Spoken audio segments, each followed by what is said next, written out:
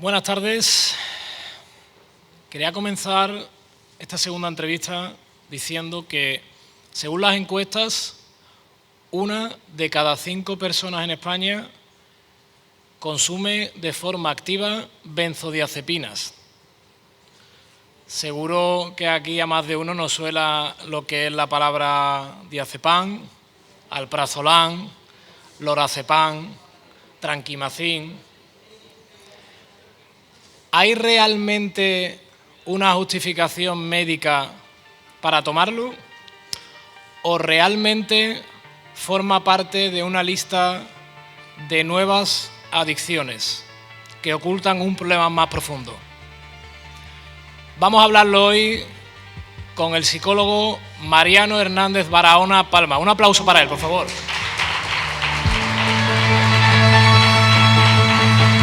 Mejor o sí, un podcast con Agustín de Riza.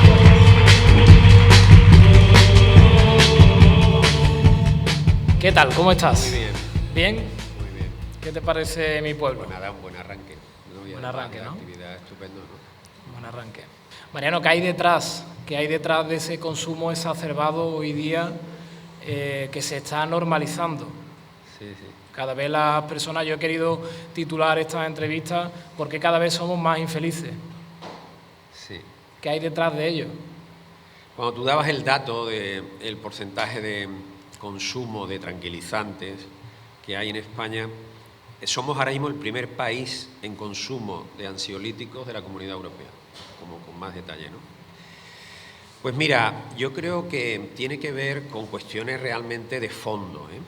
Fijaros que los ansiolíticos nos quitan los síntomas desagradables de la inquietud, el desasosiego, algunas somatizaciones que son señales que el cuerpo nos manda, ¿no? De opresión en el pecho, dificultad respiratoria, aceleración del ritmo cardíaco. Todos esos síntomas desaparecen como consecuencia de los efectos del ansiolítico. Pero realmente hay una cuestión de fondo que está detrás, porque la ansiedad no es la causa, la ansiedad es un síntoma de lo que estamos viviendo. Incluso podríamos hablar de una ansiedad natural, porque vivir implica una tensión, un dinamismo. La no patológica, ¿no? Salir de la cama implica un acto de vencimiento cada mañana, ¿no? Entonces, en ese sentido, hablamos de ansiedad como problema cuando los niveles de ansiedad son muy intensos y muy mantenidos en el tiempo, ¿no? Pero realmente vivir, afrontar el trabajo, las relaciones personales, etcétera, conlleva, ¿no?, un clima de ansiedad, pero en ese sentido es una ansiedad natural. Por eso, lo que os decía, es un síntoma más que una causa. Bien, y en ese sentido, ¿qué hay detrás? ¿Qué es, creo que yo, que lo que hay detrás de este uso y abuso de los ansiolíticos? Pues yo creo que un clima social, una cultura del analgésico. ¿Y qué hay detrás de la cultura del analgésico? Es decir, que ante cualquier molestia, dificultad, agobio, tensión, preocupación, quiero un remedio rápido, automático, que me quite esos síntomas. En definitiva, está detrás de esas cuestiones que también se han planteado en la sesión anterior, de cómo afrontamos las dificultades que implica vivir, que implica desarrollarnos como personas, y en definitiva está también esa cuestión de fondo, más de tipo existencial, que es cómo afrontamos el sentido del dolor y del sufrimiento. Pienso que en parte vivimos en una sociedad muy débil, donde no se está formando a los niños ni a los jóvenes para afrontar las dificultades. Los telediarios están continuamente llenos de noticias desagradables. Verás que es muy poca la presencia de noticias de cosas buenas que ocurren en el mundo. Sin embargo, no se está abordando educativamente cómo desarrollar recursos personales para enfrentarnos a las dificultades que conlleva la vida. Claro, si ante cualquier molestia automáticamente pongo un parche, pues quito los síntomas, pero no resuelvo la cuestión de fondo. Y es que vivir implica un desafío, vivir implica una lucha positiva por mejorar. Claro, y aquí aparece también esa pregunta, ¿no?, que aparecía: ¿cuál es el sentido de mi vida?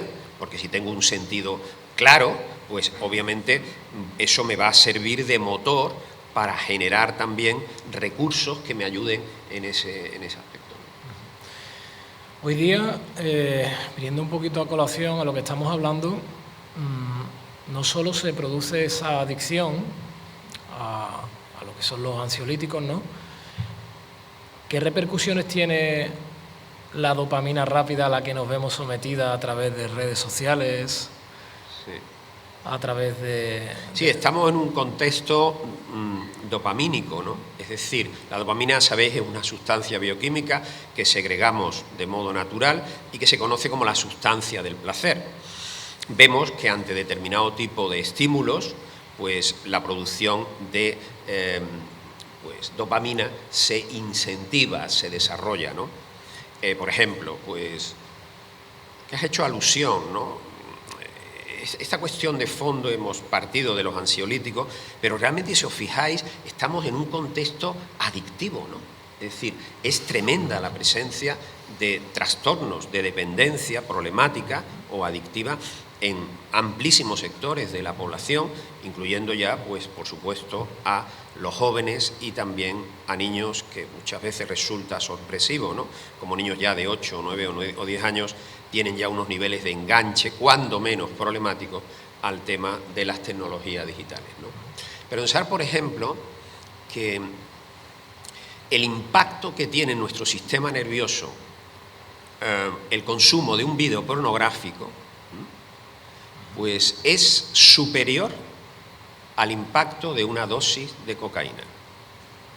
¿Qué ocurre? Que el cerebro rápidamente capta la señal. Hay una cascada de dopamina que el sujeto la experimenta como placentera y el cerebro de alguna manera también acoge eso, que relaja de una forma, pues, placentera al organismo, y de alguna manera quiere más. Fijaros que en el abordaje psicológico de las adicciones, de alguna manera hay que enseñarle al cerebro que la manera de responder ante determinados estímulos tiene que ser diferente, porque si no, lo que hago es quedarme en la rueda de ese enganche que progresivamente irá a más, ¿no? Para ser realmente consciente del problema, hay que partir de la base de que el ser humano tiene cierta predisposición y facilidad a ser adicto. Bueno, yo diría que en nosotros hay también una orientación natural a lo placentero y a evitar lo que nos genera malestar, displacer, como queramos llamarlo, ¿no? Entonces, en ese sentido, partiendo de esa tendencia natural que hay en el ser humano, pero que a la vez está conviviendo con otras realidades del ser humano, ¿no? Que es su capacidad de conocer, de tomar decisiones, de actuar en consecuencia con respecto a las decisiones que se han tomado, todo el planteamiento, ¿no? De qué es lo bueno, qué es lo malo, por qué merece la pena esto, por qué no merece la pena lo otro. Entonces, en ese sentido, creo que es importante, pues, ser consciente que esa orientación al placer, que es natural y buena, hay que educarla. Es decir, hay un planteamiento, me parece un poco simplón, y es pensar que el niño, por sí mismo, tiene capacidad de autorregularse, de autodecidir, de saber lo que le conviene, lo que no le conviene, lo que le viene mal o lo que le viene bien. Es decir, y ahí tocamos un tema de fondo, y es cuando vemos que en muchas familias los padres se han retirado de la acción educativa. Fijaros, podríamos decir ahora mismo que el estilo dominante en la sociedad española con respecto a la educación de los hijos es el estilo permisivo. Bajo el concepto valioso de libertad, dejar que el niño haga lo que de alguna manera desea en cada momento. Incluso mucho padre tiene la conciencia, incluso la mala conciencia, de que si yo a mi niño no le doy en cada momento lo que necesita, le estoy generando un malestar, le estoy generando una frustración que le va a hacer infeliz. Entonces, ¿qué nos ocurre?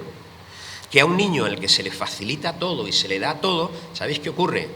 Que lo estamos convirtiendo en un desgraciado. Porque fijaros que nosotros cómo aprendemos también a potenciar recursos y capacidades nuestras, con un espíritu de lucha positiva que se da de cara con las dificultades de la vida, con la adversidad. A un niño que se le da lo que inmediatamente pide, ¿qué ocurre? Que no desarrolla recursos personales, que no hace aprendizajes de autoconocimiento, de autodominio, de autocontrol, y por lo tanto lo dejamos tirado. O sea, eso que se ha llamado los nuevos tiranos, ¿no? Y lo vemos, ¿no? Niños con 4 o 5 años que consiguen alterar a los adultos, que son los que deciden lo que en cada momento se hace, que modifican los planes de salidas y de entradas de los padres en espacios públicos, porque el niño, cuando no se le da lo que quiere, me monta un show, y yo, por vergüenza social, pues no voy a ese restaurante cuando el niño me monta un show, ¿no? Bueno, ahí tenemos, creo que, un desafío importante, ¿no? Porque, ¿sabéis qué ocurre? Y en la línea de lo que tú planteabas, hay una orientación natural al placer, pero en el ser humano todo hay que educarlo. Y el placer, frente a lo que es la visión consumista o hedonista en la que estamos un poco inmersos, no es el fin de la vida. El placer es un medio que acompaña determinadas actividades, pero lo que da sentido a la actividad en su contenido de verdad y de bien es lo que marca ese significado, ese sentido y ese valor.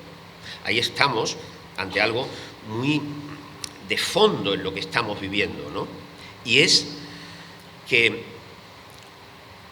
nuestra manera de interpretar lo que nos pasa se haga solo en función a una clave, la clave del cómo me siento.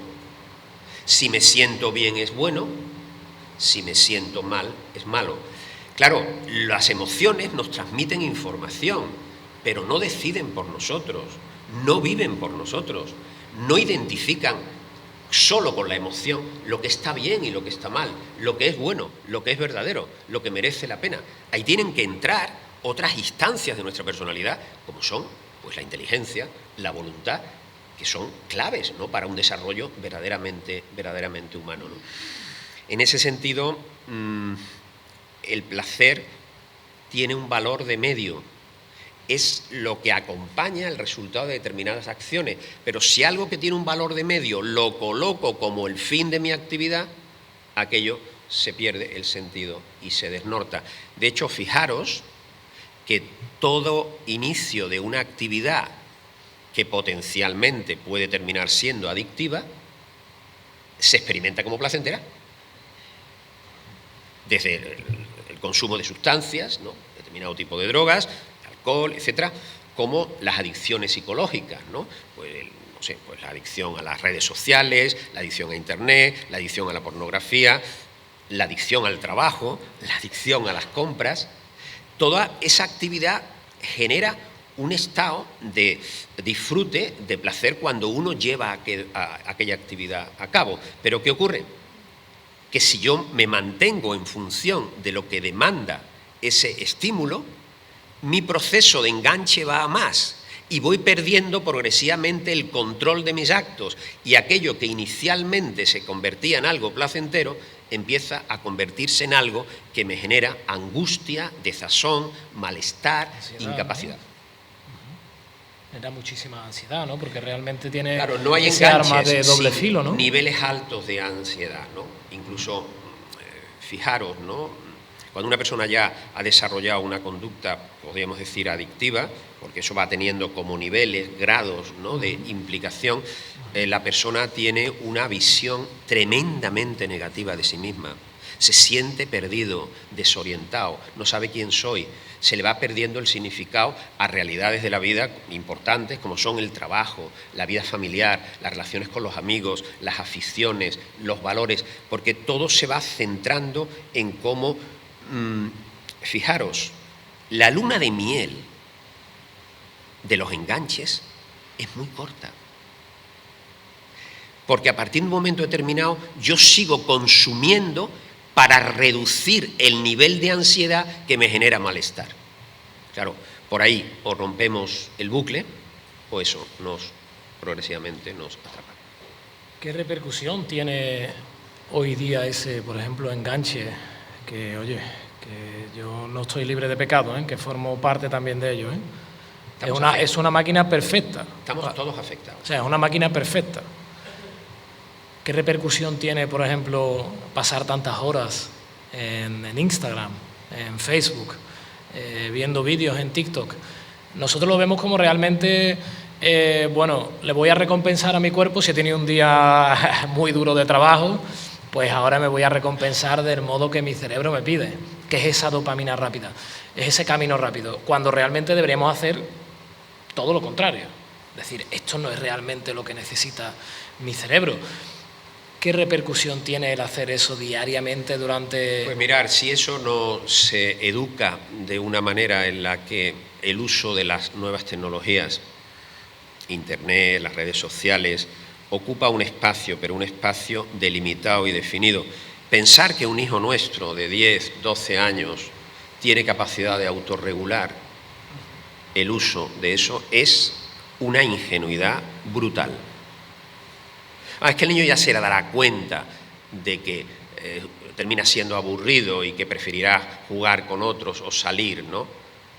Bueno, fijaros que una de las consecuencias es, estando en contacto supuestamente con otras personas, pensar en las redes sociales, ¿no? Instagram, Facebook, TikTok, etcétera, realmente el uso de las tecnologías digitales mal utilizado aísla a la persona, la deja sumergida en una especie de individualismo donde al otro no lo veo como persona, lo veo como un objeto que de alguna manera me produce estímulos que me resultan positivos. Es decir, el otro me interesa por los me gustas que me va de alguna manera a dar. Pero no hay un verdadero encuentro personal. Claro, entonces fijaros, un niño que su tiempo de ocio empieza a ocuparse fundamentalmente con los videojuegos, con determinados usos de Internet, entra en un proceso progresivo de soledad, de aislamiento, que le va desvinculando de lo que son relaciones verdaderamente personales. ¿No habéis visto ese panorama que en ocasiones vemos en las propias familias, ¿no? Estamos en una comida, ya es difícil quedar para comer muchas veces juntos, ¿no? Y ahora, gente que no deja el móvil mientras come. O incluso, ¿habéis visto esa imagen en los restaurantes, ¿no? Es decir, cada persona de la familia tiene su móvil, empezando por los adultos y los jóvenes, y realmente se suponía que era un encuentro familiar para que a través de la comida pues compartamos cosas de nuestra vida. Ahí hay una estafa que o la denunciamos primero en nuestra vida personal y la reconducimos, o va a tener unas consecuencias muy penosas, porque fijaros, un amigo de Internet no es una verdadera relación de amistad. La gente que entra en mi blog y me dice me gusta, yo no tengo un trato personal con esas personas. O sea, no es lo mismo una relación digital que una relación personal. Claro, para el niño, el juego con otros, el formar parte de un grupo, sentirse vinculado. Claro, pensar que si la idea que un chico ya con 10, 12, 13 años tiene de sentirse vinculado con un grupo es la red en la que estoy metido, pues, oye, es una realidad que tiene su parte positiva, ¿no? Ha posibilitado unas maneras de comunicación, ha hecho posible una globalización de la comunicación, pero tenemos que ser conscientes de los riesgos que esto tiene y, sobre todo, que hay que hacer una intervención claramente educativa, que implica en ocasiones ir contracorriente, porque ese niño ahora mismo que después de la comunión no tiene un móvil es una excepción. Pero lo más lamentable no es que el niño tenga un móvil, sino que tiene un móvil con Internet. Vale, de acuerdo, el control parental y tal, no sé qué, pero eso tiene muchas limitaciones, porque cualquiera de nuestros niños sabe mucho más de tecnología digital que nosotros y le dan las vueltas perfectamente a la tortilla. Claro, y te encuentras muchas veces, la consulta lo ves, ¿no? Hablando con los padres y con los propios jóvenes, ¿no? Y dice, bueno, mi padre no tiene ni idea. Si mi madre o mi padre supiera las realidades en las que yo me meto en la red, los grupos en los que participo, los chats en los que intervengo, se quedarían verdaderamente alucinados, porque en Internet hay muchísimas cosas buenas, pero también todo lo más extraño, lo más negativo que te puedas encontrar está en Internet, ¿vale? Entonces, creo que ahí hay un desafío de eso, que las tecnologías nos ayuden a potenciar aspectos de nuestra forma de conocer, pero también de relacionarnos, ¿no?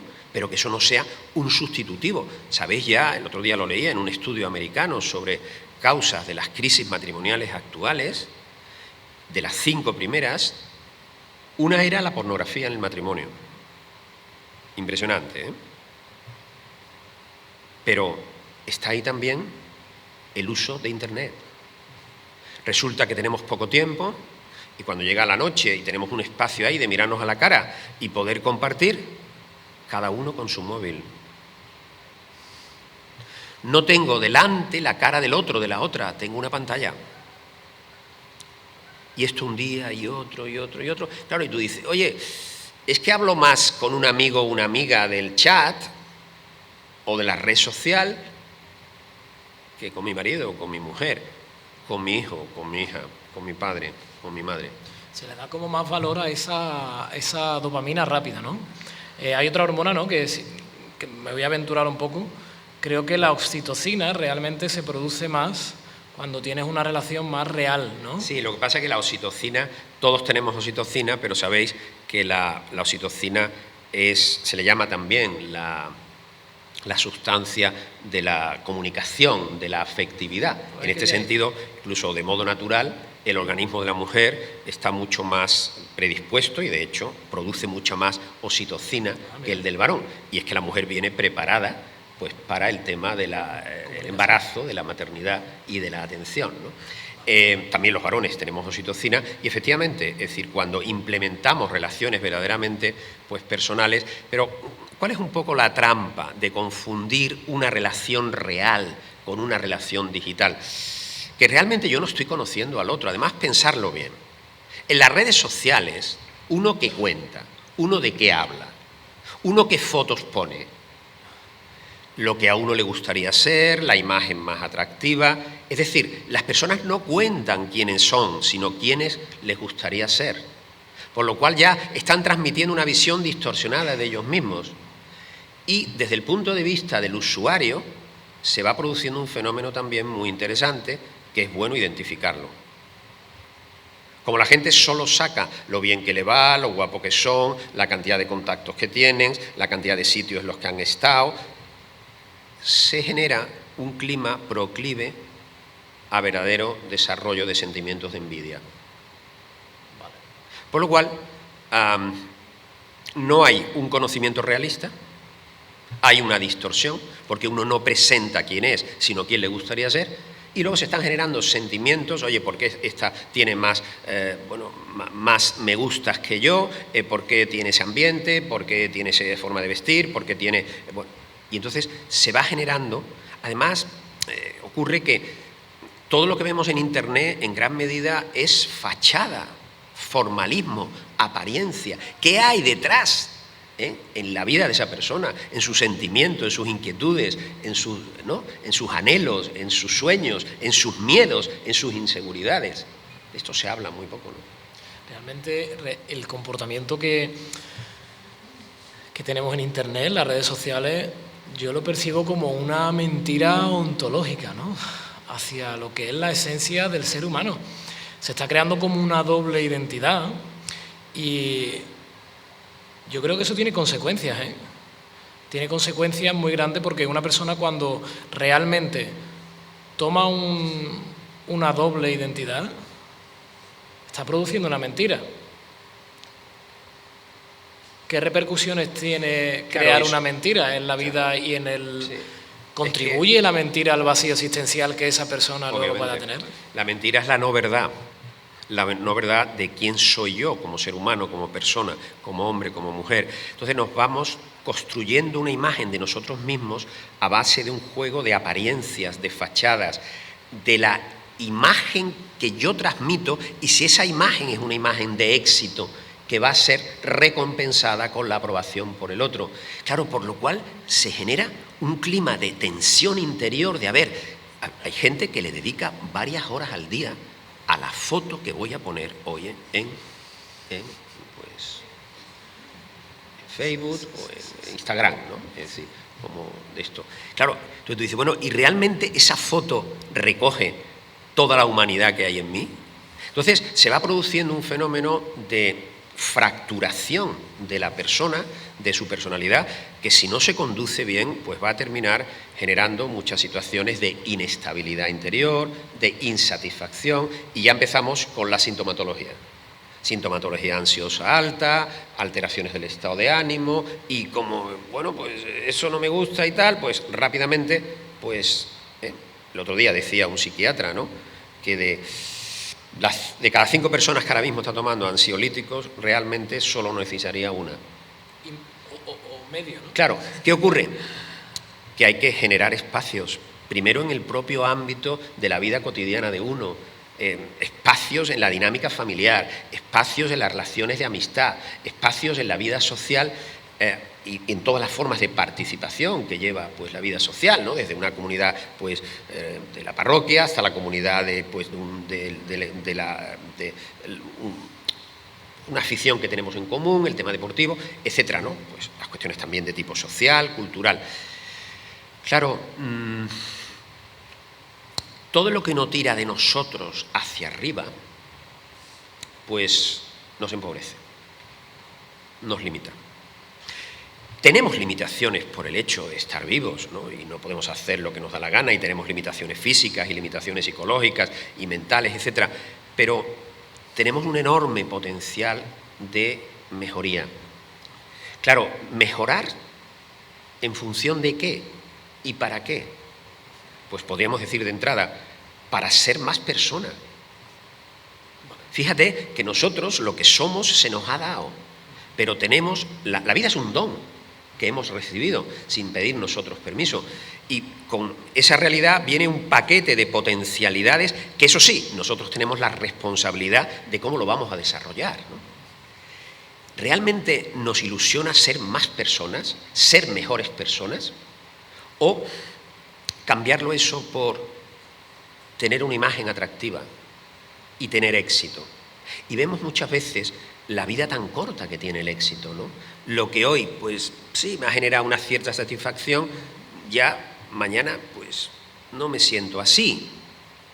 Habéis visto, muchas veces esto lo vemos más en los testimonios de gente del mundo del espectáculo, del cine, etcétera, la cantidad de gente que denota, pues que, bueno, que es infeliz, la cantidad de gente que está enganchada a adicciones diversas, etcétera, cuando los admiramos porque han tenido éxito como cantantes, éxitos como actores, etcétera, y sin embargo tienen profundas crisis personales, ¿no?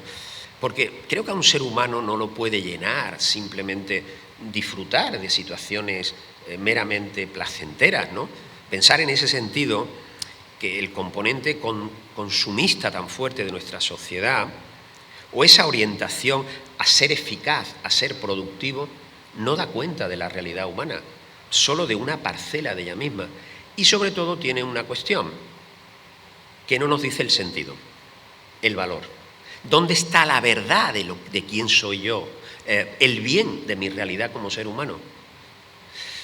Porque todo lo volcamos en obtener resultados que la sociedad me dice: chico, tienes éxito porque has conseguido este dinero, te has comprado esa casa, tienes ese coche que lo cambias cada 3 años, puedo hacer vacaciones 2-3 veces al año.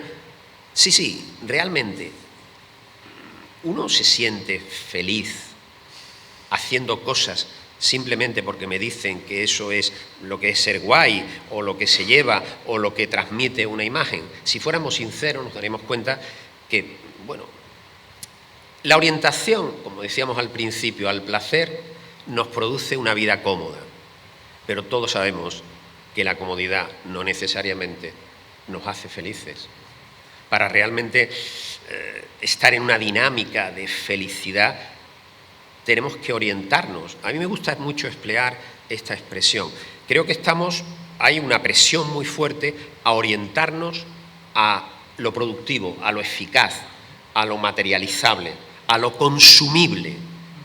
De hecho, has visto que cuando hoy hablas con gente joven,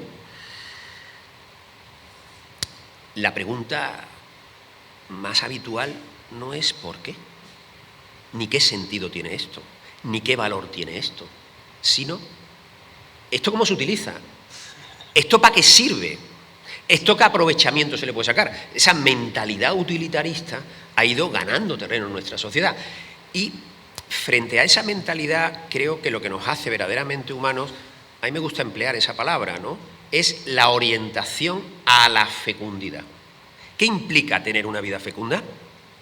Que nuestra vida esté orientada desde la verdad, desde el bien, y desde la belleza. En el momento que sacamos de nuestro referente vital la verdad, el bien, no el bien subjetivo en función de cómo me siento, sino ese bien objetivo, que además, aunque se puede deformar esto en la conciencia de las personas, pero yo creo que tenemos una inclinación natural a identificar lo bueno y a rechazar lo malo, ¿no? Habéis visto con qué frecuencia esa gente que monta discursos fáciles sobre que todo es relativo, nada se puede conocer, no hay verdad, todos son verdades aparentes y tal. Sí, vale. Ponte en el lugar de la víctima. Tú eres el inmigrante que ha llevado 4 años para llegar en una patera y que está, pues, desconcertado, desorientado y que no sabe qué va a ser de su vida. O ponte en el lugar de esa mujer que está siendo maltratada, o ese niño o esa niña que está en una situación de exclusión social, o ese chico, esa chica o ese adulto que está experimentando las consecuencias en su vida de una dependencia adictiva. Verás cómo ya el asunto no es tan relativo. Empieza a parecer como la luz diciendo, no, esto es malo porque produce estas consecuencias y esto es bueno porque tira de nosotros hacia arriba, nos hace mejores. Claro, cuando se decía, ¿no?, en la sesión anterior, ¿no?, que nosotros hay una tensión entre el bien que quiero pero no hago, ¿no? Efectivamente, y esa tensión que es connatural al ser humano y que tiene distintas explicaciones, tanto filosóficas, de tipo ontológico, como decías, como también en un sentido trascendente, en el fondo demanda un qué, que si queremos progresar tenemos que tener una lucha orientada al bien posible de cada momento. Y es muy bueno que reflexionemos, ¿no? Oye, ante lo que vamos viviendo en el día a día, no quedarnos solo en lo que sentimos. Somos mucho más que lo que sentimos. Sino también, oye, ¿qué verdad tiene esto? ¿Qué valor tiene esto? ¿Qué bien tiene esto? ¿Cuál es el mejor bien posible de esta situación? Es decir, creo que una cosa muy importante para tener una vida humana auténtica es desarrollar un pensamiento crítico. Creo que estamos en un marco social donde todo se nos da hecho, se nos dice que tenemos que comprar, qué es lo que está de moda, qué es lo guay, qué es tener una imagen atractiva, y eso está dejando tirada a mucha gente, porque hay gente que lleva mucho tiempo viviendo en esa dinámica y sin embargo se encuentra con una soledad interior, con una pérdida de orientación en su vida muy fuerte, ¿no? Es decir, hay que estimular mucho esa capacidad que tenemos, ¿no?, de ser mejorables. Y eso, oye, es compatible con tener defectos, con tener limitaciones, con tener altibajos, bueno, porque somos una realidad viva. Pero, ¿qué es una lucha positiva? Una lucha personal positiva. Una persona que no lucha con ella misma no mejora como persona. Una lucha positiva es marcar esa orientación, como te decía, a la fecundidad. Es decir, que lo que mueve mi comportamiento sea el mejor bien posible, sea la verdad de lo que estoy abordando y teniendo entre manos. Y, lógicamente, para profundizar en el sentido de la verdad y del bien, hay que reflexionar, hay que estudiar, hay que leer, hay que dialogar. Realidades todas genuinamente humanas y maravillosas.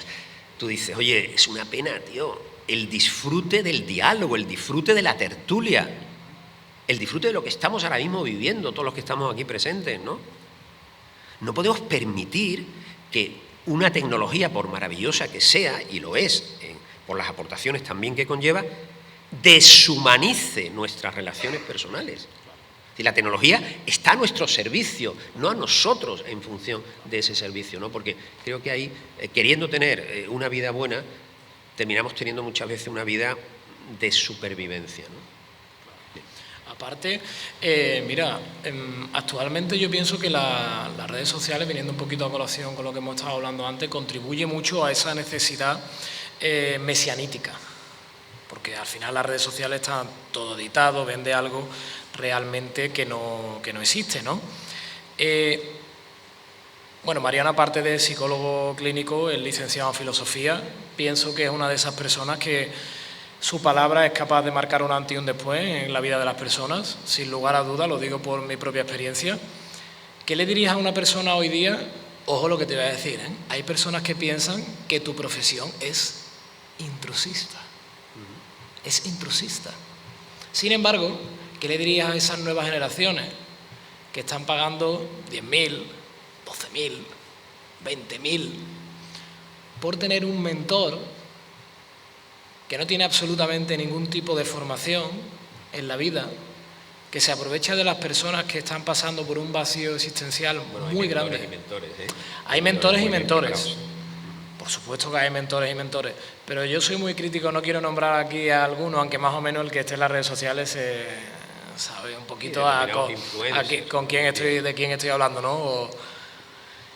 ¿Qué le dirías a esa persona que en vez de ir a una persona con la sapiencia que tú tienes, se deje una auténtica fortuna para realmente crear una estafa piramidal y aprovecharse de la debilidad de otras personas? Sí, yo distinguiría ahí entre lo que es buscar un asesoramiento, puede ser el coach o determinados mentores, los influencers estos que tienen tanto eco y tanta repercusión en Internet, donde realmente pues te van a, de alguna manera, a alimentar el oído en función de lo que a ti te gusta, lo apetecible, te van a vender falsas idealizaciones de que tú, si haces esto o lo otro, pues vas a ser tremendamente feliz, pero realmente no hay un verdadero afán de llegar a lo que es la persona, de lo que hay realmente en el fondo del corazón de las personas. Y frente a eso estarían los auténticos mentores, los auténticos maestros, que no están comprometidos con el éxito, con el caer bien, con que me aplaudan, sino con siendo conscientes de que el que tengo delante es un ser humano con una vida propia, único e irrepetible, y con una libertad personal, uno se abre a crear un clima de relación personal desde el respeto para permitirnos influir. Es muy bueno tener esa actitud. ¿Cómo me dejo yo influir positivamente por aquello que me ayuda a ser mejor persona? Bueno, y en ese sentido creo que mucha gente joven, yo por lo menos lo veo así en la consulta, el porcentaje de la gente que yo estoy viendo son jóvenes de 20 años, entre 20 y 30 y tantos años, al margen luego de los adultos, ¿no? Cuando vas tocando los temas y van apareciendo cosas en la dinámica de la consulta, buscan no frases hechas, no contestarte a una inquietud con un eslogan: sé tú mismo, sé auténtico, vive la vida plenamente. Chico, ¿y eso cómo se hace? Porque yo ahora mismo estoy muy jodido. Yo ahora mismo me siento muy infeliz. Yo ahora mismo estoy perdido. A mí no me llena nada, no sé por dónde tirar. Es más, es que no sé qué hago en este mundo. Es muy duro, estar con gente joven y no tan gente que están conviviendo permanentemente con el pensamiento suicida. Yo, en mi experiencia personal de estos años, he tenido que vivir situaciones concretas, ¿no?, de personas que se han suicidado y con las que tú tenías una relación pues profesional y personal, ¿no? Y es una experiencia tremendamente dolorosa, ¿no? Es cierto también que mucha gente, la inmensa mayoría de las personas que se suicidan, sabéis que un porcentaje amplio de suicidios son la población juvenil, entre 15 y 30 años, ¿no? Luego ya pasa a la gente de edad intermedia, pero hasta este año pasado, no, en las estadísticas del 25 no fue así, pero hasta el 24 la primera causa de muerte no natural en España en la población de 15 a 30 años era el suicidio, no los accidentes de moto o de coche, el suicidio. Ahora, eso nos interpela a todos, ¿eh? Si una persona con 18, 20, 25 años piensa que esta vida no merece la pena y que, bueno, no pinto aquí nada porque no le importo a nadie, porque no me siento querido, porque no sé qué hacer con mi vida, esto nos afecta a todos, esto nos interpela a todos y ahí no nos podemos lavar las manos, estamos todos implicados, ¿no? Bien, entonces, en ese sentido, la mayoría de la gente que acude a un asesoramiento, que acude a una consulta, en principio viene porque quiere, ¿no? Y creo que es muy importante, ¿no? Y ahí también está la propia formación del psicólogo o del mentor, ¿no? Que es, yo no tengo delante casos o etiquetas diagnósticas, depresivo, adictivo, maníaco depresivo, trastorno de personalidad. No, yo tengo delante un ser humano, una persona, un hombre, una mujer con una historia, y desde ahí voy a relacionarme y, bueno, los conocimientos, la formación que tengo, para en un clima de serenidad, de confianza, pues ayudar a que esa persona pues pueda descubrir claves, recursos para potenciar aspectos de su vida que ahora mismo pues no sabe cómo llevarlo a cabo. Uno de mis referentes siempre ha sido el psiquiatra Viktor Frankl. Creo que su sistema de la logoterapia me ha iluminado bastante. Él hablaba mucho del poder de la obstinación del espíritu humano, que a pesar del punto físico que te encuentres, a pesar de las circunstancias que haya a tu alrededor, tú puedes elegir qué hacer con lo que eres realmente como persona. Tienes esa opción. ¿Crees que realmente una de las posibles salidas, como bien venía diciendo antes, oye, es que para conseguir ciertas cosas hay que apoyar codos, hay que estudiarlo, hay que interesarse, y gracias a Dios hoy tenemos todas esas herramientas, muchos medios para hacerlo? Qué importante es levantarse cada mañana con un proyecto, una ilusión, algo realmente que nos dé un sentido, ¿no? Efectivamente, Viktor Frankl es un autor muy interesante, ya fallecido, después de una vida larga. Él era judío y estaba recién casado y acabando la especialidad de psiquiatría en Viena.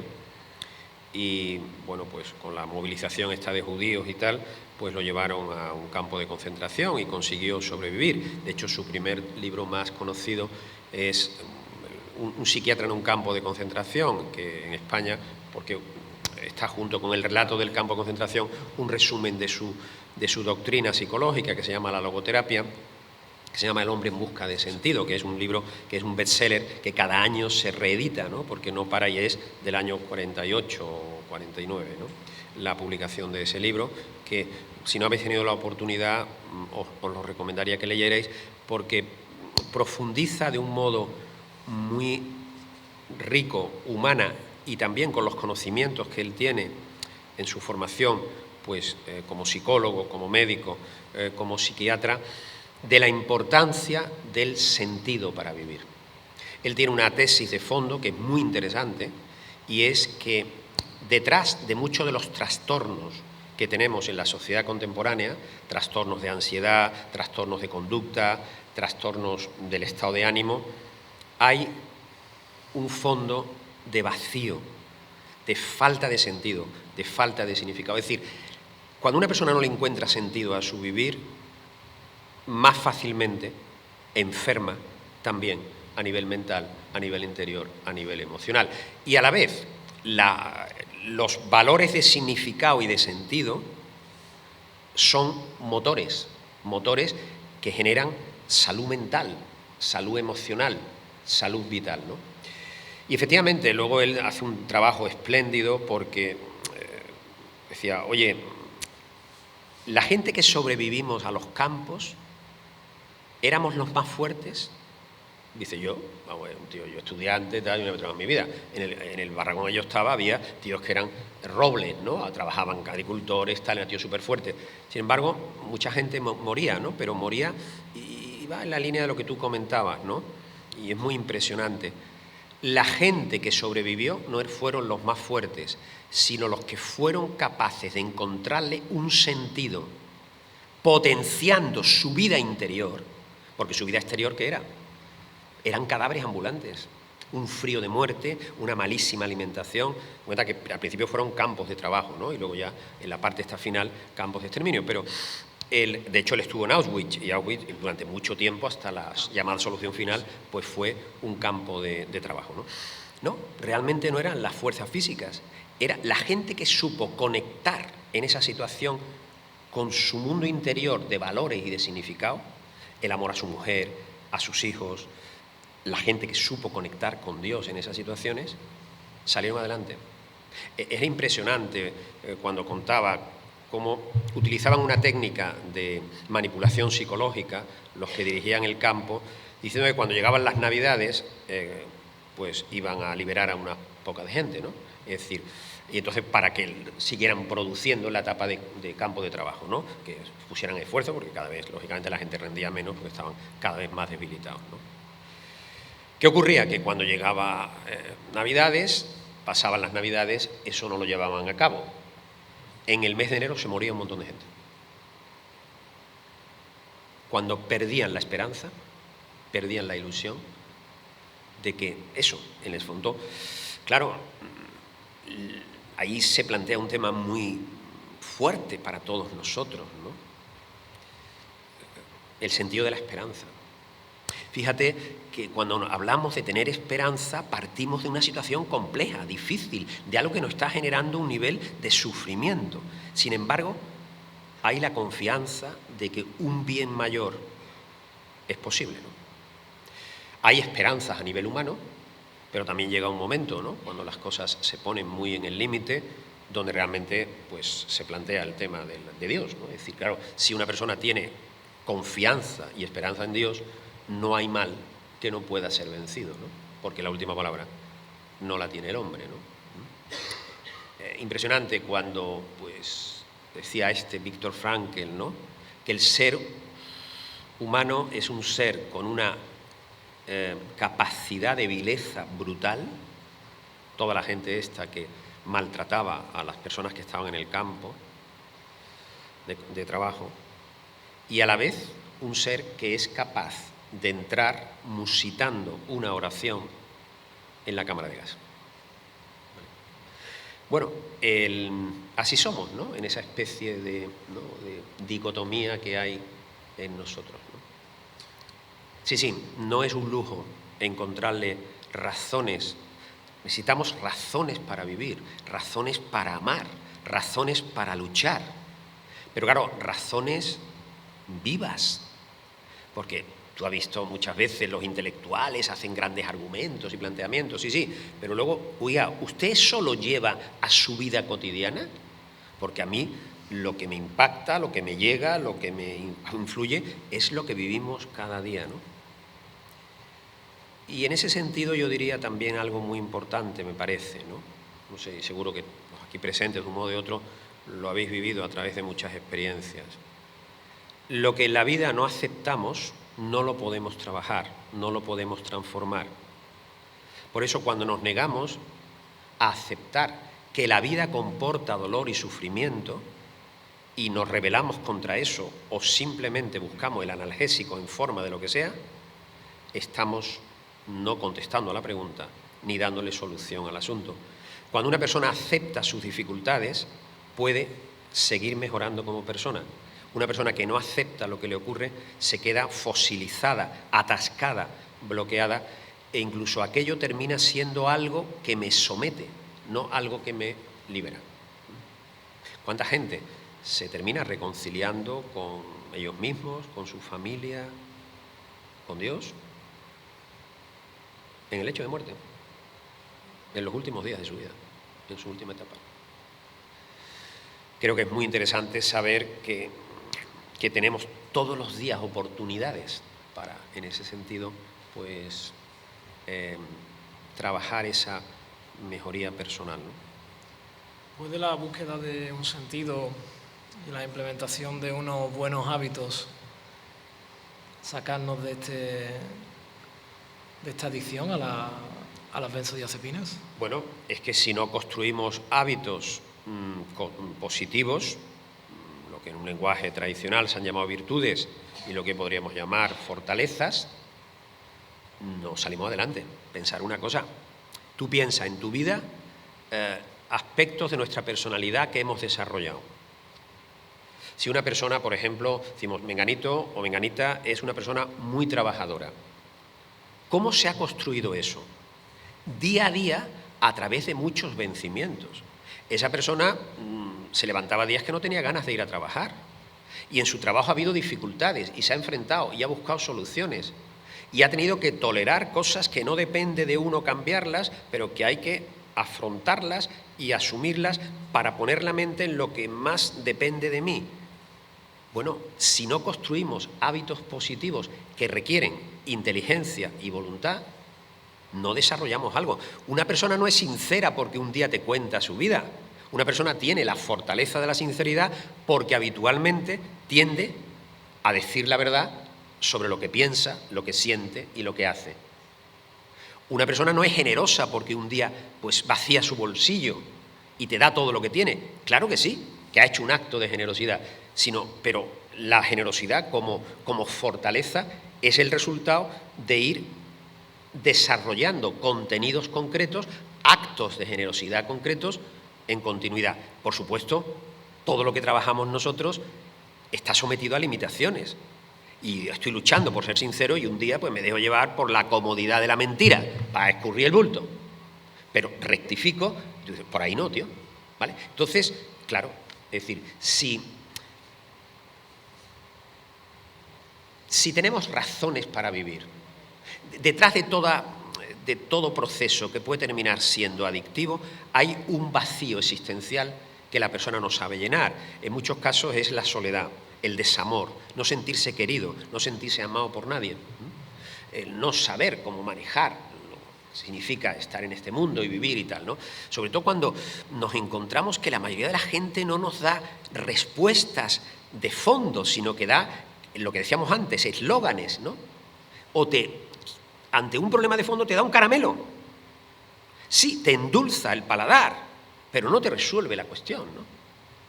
Claro, entonces creo que este es un aspecto muy importante. Si tenemos razones para vivir y desarrollamos hábitos operativos buenos, vamos construyendo una personalidad donde entre lo que pienso, lo que siento y lo que hago, cada vez se va como equilibrando más, armonizando más.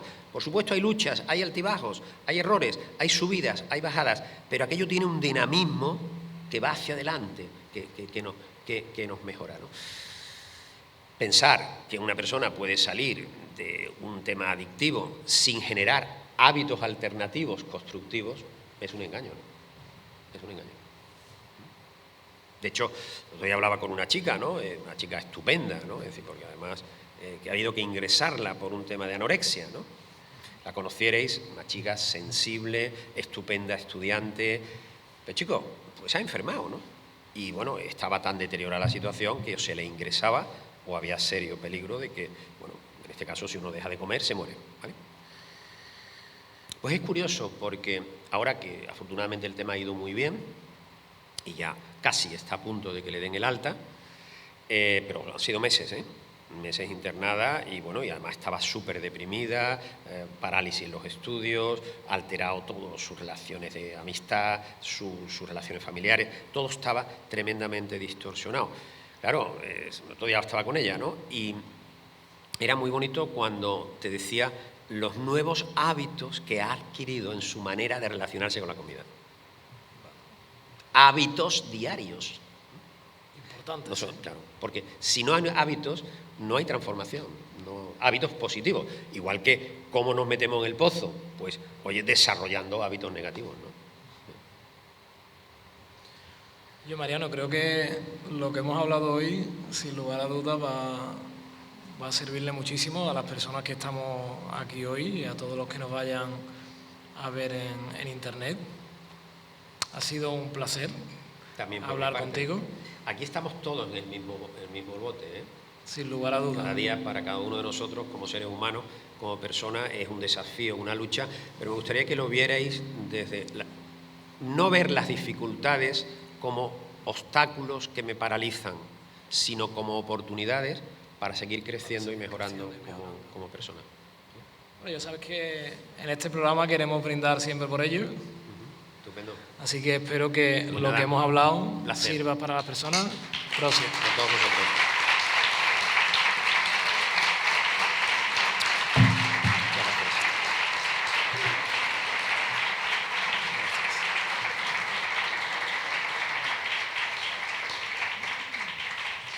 Quería agradeceros a todos que hayáis asistido. La verdad que para mí ha sido bastante especial ver a personas que conozco, a aquellos también que no conozco, que a partir de ahora estoy seguro que los conoceré.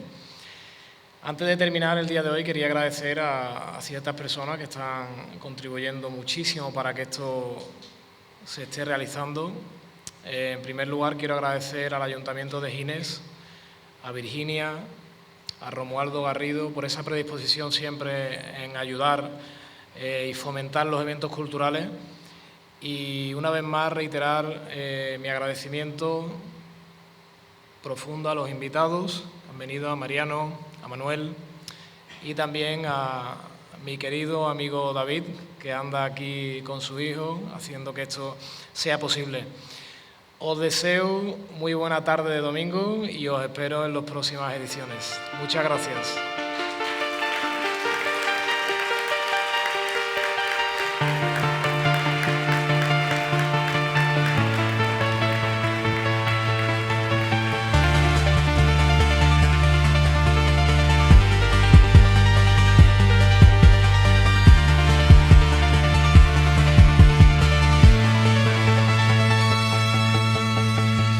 Orosit, un podcast con Agustín de Buiza.